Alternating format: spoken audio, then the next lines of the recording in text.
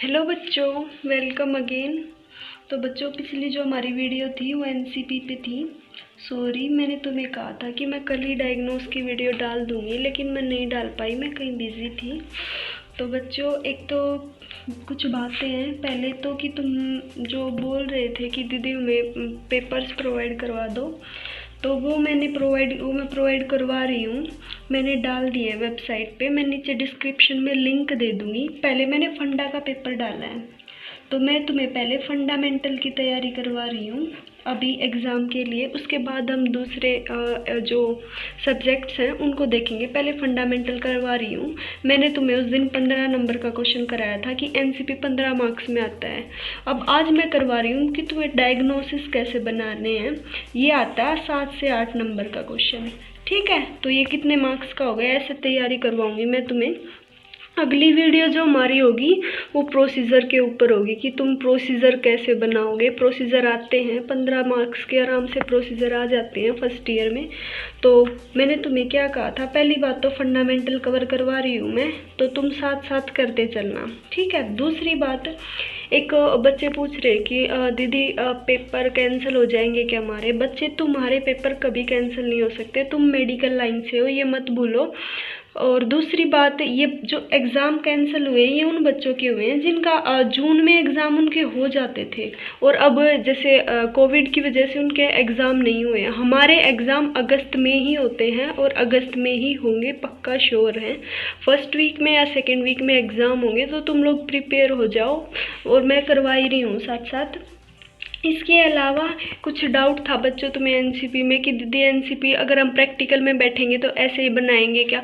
बच्चे, एनसीपी हमेशा ऐसे ही बनता है, चाहे आप प्रैक्टिकल में बैठो, चाहे आप एग्ज़ाम में करके आओ, या फिर आपसे क्लिनिकल में भी कोई बनवा के देख सकता है कि चलो एनसीपी बनाओ, तो तुम ऐसे ही बनाओगे। और दूसरी बात, बच्चे बोल रहे थे कि दी इवोल्यूशन, मैंने तुम्हें बता दिया था कि वो हर जगह लिखते हैं, ऐसे ही बनाते हैं एनसीपी। एक मेन थिंग थी कि मैंने एक बच्चे का कमेंट पढ़ा था, वो बोल रहा था कि दीदी जैसे हम क्लिनिकल में नहीं गए हैं और तो हम कैसे बनाएंगे एनसीपी, हमें ये लिखना है या ये नहीं लिखना है। तो बच्चों, कभी भी एग्जामिनर के सामने ये मत बताना कि तुम क्लिनिकल में नहीं गए हो। अगर तुम क्लिनिकल में नहीं गए हो, ये बात तुम उनके सामने बोलोगे, तो वो क्या सोचेगा कि हाँ इसको कुछ आता नहीं है, या फिर बैड इफेक्ट जाता है, बहुत बैड इफेक्ट जाता है। तो कभी मत बताओ एग्जामिनर के सामने कि आप क्लिनिकल में गए हो या नहीं गए हो, ठीक है। तो ये तो थी पिछले जो अब से पहले की बात थी। अब डायग्नोस पे आते हैं। तुम फर्स्ट ईयर में हो जैसे कि, तो डायग्नोस तुम्हें कुछ सिलेक्टेड डायग्नोस ही आते हैं, सिलेक्टेड टॉपिक्स पे ही आते हैं जो अभी मैं समझा रही हूँ। उसके बाद मैं उनको बना के वेबसाइट पे डाल दूँगी, तुम वहाँ से ले भी सकते हो। अगर तुम्हें नहीं हो रहा तो तुम वहाँ से ले लेना और लर्न कर लेना, लेकिन करना पक्का 7 से 8 मार्क्स में आएगा डायग्नोसिस। और कोशिश करना बच्चों कि तुम अच्छे से समझ पाओ। अगर फिर भी कोई डाउट है तो तुम मुझे बता देना, मैं तुम्हारा डाउट सोल्व कर दूँगी, ठीक है। तो चलो वीडियो को स्टार्ट कर देते हैं। तो डायग्नोस कैसे बनाएंगे,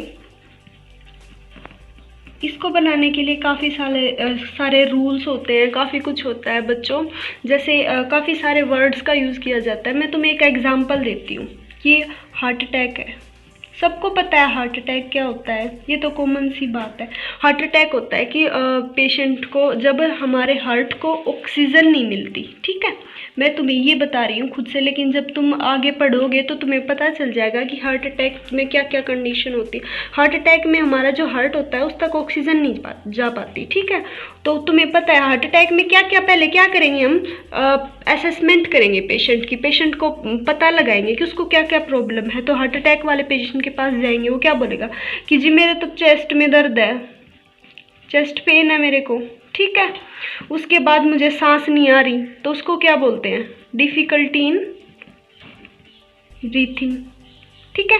ऐसे ऐसे करके हम 3-4 लिख लेंगे जो वो बताएगा, उसके हिसाब से। अब ये जो हम लिखेंगे ना, उसके जो सिम्टम है ये लिखेंगे, इसी के हिसाब से हमारे डायग्नोस बनते हैं।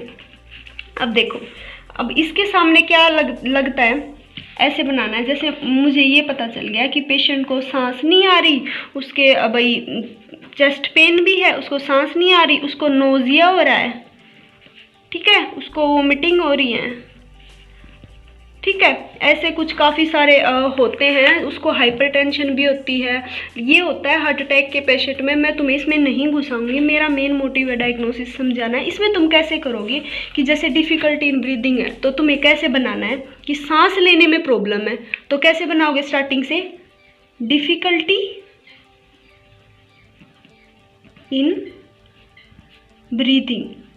ठीक है, सांस लेने में प्रॉब्लम हो रही है पेशेंट को, रिलेटेड टू कभी लगाना मत भूलना बच्चों, रिलेटेड टू डिफिकल्टी। और यहाँ पे क्या वर्ड आ सकता है, अल्टर्ड ब्रीथिंग पैटर्न भी आ सकता है। ठीक है, और इसकी जगह या क्या क्या यूज कर सकते हो आप, इम्पेयर्ड, रिस्क ऑफ, ऐसे वर्ड यूज करते हैं तभी आपका डायग्नोस ठीक होता है। बच्चों ये देख लो, रिस्क ऑफ बोल देंगे हम, रिस्क ऑफ ब्रीथलेसनेस हो रही है पेशेंट को, इम्पेयर्ड स्किन इंटीग्रिटी, मतलब सब कुछ खराब हो जाएगा, उसको बेड शोर भी हो सकते हैं, उसकी स्किन इंटीग्रिटी चेंज हो जाएगी, इम्पेयर्ड हो जाएगी। उसके बाद अल्टर्ड स्लिप पैटर्न हो जाएगा पेशेंट का, और डिफ़िकल्टी इन ब्रीथिंग हो जाएगी। ये यहाँ तक समझ में आया कि स्टार्टिंग इन्हीं वर्ड से करनी है तुम्हें, इनके अलावा तुम स्टार्टिंग मत करना डायग्नोस की, वरना तुम्हारा गलत माना जाएगा। ये होता है स्टार्टिंग। ठीक है, डिफ़िकल्टी इन ब्रीदिंग, सॉरी मेरी आदत है यार, बीच में बड़ा लिख दिया, लेकिन कभी मत लिखना तुम, डिफ़िकल्टी इन ब्रीथिंग। ठीक है, और फिर रिलेटेड टू में क्या करते हैं हम, जल्दबाजी में रिलेटेड टू ऐसे लिख देते हैं। लेकिन बच्चों हर चीज़ का एक वो होता है, जब तुम क्वेश्चन आंसर एग्जाम में लिखोगे तो तुम क्या करते हो, किसी क्वेश्चन को लिखते वक्त पहले इंट्रो लिखते हो, फिर उसका टाइप्स वगैरह लिखते हो, तो तुम बीच बीच में ऐसे वर्ड लिख देते हो तो कोई नहीं चलता है। लेकिन बच्चों कभी भी इसमें मत लिखना, तुम जब ये डायग्नोस बनाओ इनके कुछ रूल होते हैं, तो तुम कभी भी रिलेटेड टू मत लिखना। तो difficulty in breathing, related to, अब हमें ये नहीं पता कि इससे आगे क्या लिखे। ठीक है, तो तुम रिलेटेड टू का मतलब होता है कि इसकी जगह तुम ड्यू टू भी लिख सकते हो। ठीक है, रिलेटेड टू लिखो या ड्यू टू लिखो। अब ये किसकी वजह से हो रहा है, डिफिकल्टी इन ब्रीथिंग किसकी वजह से हो रही है, सांस लेने में प्रॉब्लम किसकी वजह से हो रही है। जब तुम पढ़ोगे हार्ट अटैक तो तुम्हें पता चलेगा कि पेशेंट को सांस नहीं आता है, और वो सांस किस वजह से नहीं आता है, क्योंकि उसको हैवी चेस्ट पेन होता है, उसको चेस्ट पेन बहुत ज़्यादा होता है। तो किसकी वजह से हो रहा है हमें difficulty in breathing, due to heavy chest pain. ठीक है, इसके बाद भी एक होता है एविडेंस्ड बाय। ठीक है, इसके बाद होता है एक एविडेंस बाय। मैंने तुम्हें पहले 3 लाइन आएंगी, पहले समझाया मैंने, difficulty, Altered, impaired, risk of, ये करके हम फर्स्ट करेंगे। ये हो गया हमारा फर्स्ट। दूसरा होगा रिलेटेड टू किसके कारण होगा, ये जो इसके आगे जो आएगा, मतलब डिफिकल्टी इन ब्रीथिंग किसकी वजह से हो रहा है, क्योंकि चेस्ट पेन ज़्यादा है। और चेस्ट पेन क्यों हो रहा है वो लिखेंगे हम एविडेंस बाय के बाद। चेस्ट पेन क्यों होता है, due to low supply of oxygen to heart. आया समझ में कैसे किया, देखो मैं रिवाइज करवा रही हूँ। डिफिकल्टी इन ब्रीथिंग किसकी वजह से होता है, चेस्ट पेन की वजह से। और चेस्ट पेन किसकी वजह से होता है, क्योंकि ऑक्सीजन हार्ट तक बहुत कम पहुंच रही है। ऐसे बनाएंगे हम एक डायग्नोस, ये हमारा एक डायग्नोस हो गया। अगर तुमने ये बनाने सीख लिए ना तो तुम्हारा मार्क्स कोई नहीं काट सकता। ना कि तुम फर्स्ट ईयर में बहुत अच्छे मार्क्स लाओगे, तुम्हें समझ हो जाएगी बच्चों की, हाँ तुम इसके साथ साथ तुम्हें क्लिनिकल को भी तुम अपना थोड़ा सा रिलेट कर पाओगे।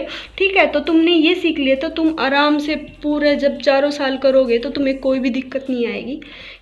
ये हाँ काफ़ी बच्चे कन्फ्यूज़ रहते हैं, तो ठीक है, तो ये आया समझ में। लेकिन अब जो मैं बता रही हूँ ये तो तुम्हें आ गया। अब इसके अलावा तुम इसको छोटा कैसे कर सकते हो कि भाई तुम्हें तो इतना बड़ा झंझट में पढ़ना ही नहीं है, तो तुम कैसे लिखोगे, difficulty in breathing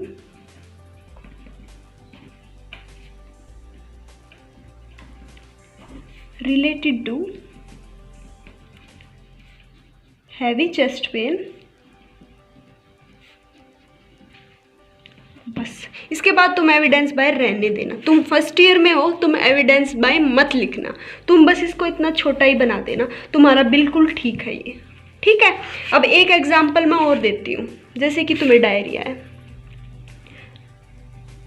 diarrhoea, urine इनकंटिन्यूअंस, यही आता है तुम्हारा फर्स्ट ईयर में। इन सब टॉपिक्स के डायग्नोस बना के, सारे टॉपिक्स के जो तुम्हारे फर्स्ट ईयर में आते हैं उनके डायग्नोस तुम खुद से बनाने के ट्राई करना, तुम्हें बहुत इजी लगेगा। अगर तुमने मैंने वीडियो देखने के बाद तुमने ट्राई नहीं किया बच्चों तो तुमसे नहीं बनेगा बाद में। तुम अभी वीडियो देखने के बाद इसको ट्राई करना, और ट्राई करना तुम्हें आ जाएगा। उसके बाद मैं ये सारे बना के वेबसाइट पे डाल दूंगी, मैं लिंक दे दूंगी कमेंट सेक्शन में। जब इस वीडियो को डाले काफ़ी टाइम हो जाएगा, मतलब तुम लोग इस वीडियो को देख लोगे, अपने डायग्नोस बना के देख लोगे, उसके बाद मैं डायग्नोस जो मैंने बनाए हैं करेक्ट वाले उनका लिंक दे दूंगी, और तुम मिलाना तुमने कहाँ गलती की है, ठीक है।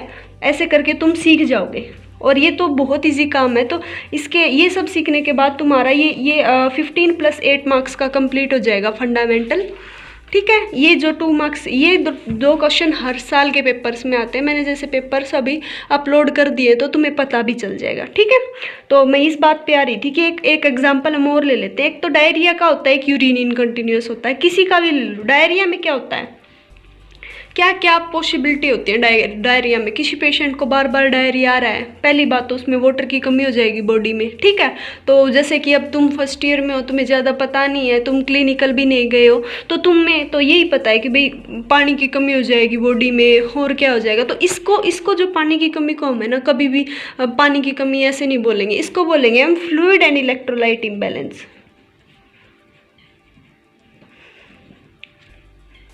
ठीक है। क्या हो जाएगा, फ्लूइड एंड इलेक्ट्रोलाइट इम्बैलेंस हो जाएगा, इसको बोलते हैं, मतलब पानी की कमी को, ठीक है। इससे क्या हो जाएगा, हमारा फ्लूइड भी कम हो जाएगा और इलेक्ट्रोलाइट भी। फ्लूइड तो जैसे हमारा वाटर है, इलेक्ट्रोलाइट जैसे हमारा सोडियम है, पोटाशियम है, ये सब कुछ, ठीक है।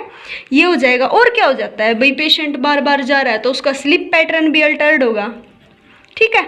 स्लीप पैटर्न में चेंज आ सकते हैं। ये मैं वो नहीं बना रही डायग्नोस, ये मैं तुम्हें सिम्टम लिखवा रही हूँ। सिम्टम लिखो पहले, उसके बाद डायग्नोस बनाओ, ठीक है। हालांकि तुम्हें फाइनल में सिम्टम लिखने नहीं है, तुम्हें सिम्टम याद करने। तुम अभी से प्रैक्टिस करोगे ना सिम्टम लिखने की, तो तुम्हें धीरे धीरे माइंड में ये रिकॉल हो जाएगा कि सिम्टम माइंड में रिकॉल करेंगे और उसके बाद लिखेंगे, ठीक है। और क्या हो जाएगा, उसकी स्किन चेंज हो जाएगी, स्किन की इंटीग्रिटी। अब इनका डायग्नोस बनाओ, कैसे बनाओगे, मैंने तुम्हें बताया था कि किस चीज़ से स्टार्ट करना है, इम्बैलेंस से, इम्पेयर्ड से, रिस्क से, डिफिकल्टी से, अल्टर्ड से, ठीक है। तो हम क्या करेंगे, imbalanced fluid and electrolyte related to, किसकी वजह से हो रहे हैं, repeated loss of stool through body, या फिर स्टूल की जगह तुम वाटर भी कर सकते हो, ठीक है। क्या है, किसकी वजह से हुआ, मैंने बता दिया तुम्हें। हमने पहला रूल फॉलो किया कि हमने इम्बैलेंस वगैरह कर दिया, मतलब ये हमारा यहाँ तक ठीक है। उसके बाद रिलेटेड टू, ये किसकी वजह से होता है, क्योंकि बार बार पेशेंट जा रहा है। उसके बाद ये आया समझ में, ऐसे ही बनाओगे तुम। उसके बाद बिल्कुल ईजी है। स्लीप पैटर्न का देख लो, क्या होगा, मैंने क्या कहा था, अल्टर्ड वगैरह से स्लीप पैटर्न क्या हो गया हमारी, Altered sleep pattern. Sleep pattern Altered होगी, किसकी वजह से, ड्यू टू। अब तुम डायरिया मत लिखना बच्चों, यहाँ पे डायरिया मत लिखना, तुम्हें यहाँ पे सिम्टम्स लिखने होते हैं बच्चे, डिजीज नहीं लिखनी होती, ठीक है। क्या लिखने होते हैं, सिम्टम लिखने होते हैं, डिजीज नहीं लिखनी होती। किसकी वजह से हो रहा है, ड्यू टू, किसकी वजह से हो रहा है, कि उसको न्यूट्रिशन प्रॉपर नहीं मिल रहा, ठीक है, वो बीमार है, हो सकता है उसको बेड शोर हो गए हों, किसकी। लेकिन स्लीप पैटर्न किसकी वजह से अल्टर्ड हो रहा है, क्योंकि वो बार बार क्या कर रहा है, वॉशरूम जा रहा है आ रहा है, वॉशरूम जा रहा है आ रहा है, ये आया। इसके अलावा एक और बना सकते हो तुम कि इम्बैलेंस्ड न्यूट्रिशन। जब भाई बार बार पेशेंट डायरिया का पेशेंट है, बार बार वॉशरूम जाएगा तो क्या हो जाएगा, उसकी बॉडी में न्यूट्रिशन की कमी हो जाएगी। तो तुम क्या कर सकते हो, इम्पेयर्ड न्यूट्रिशन रिलेटेड टू, किसकी वजह से हो रहा है, जो कि मैंने तुम्हें रीज़न समझा दिया है।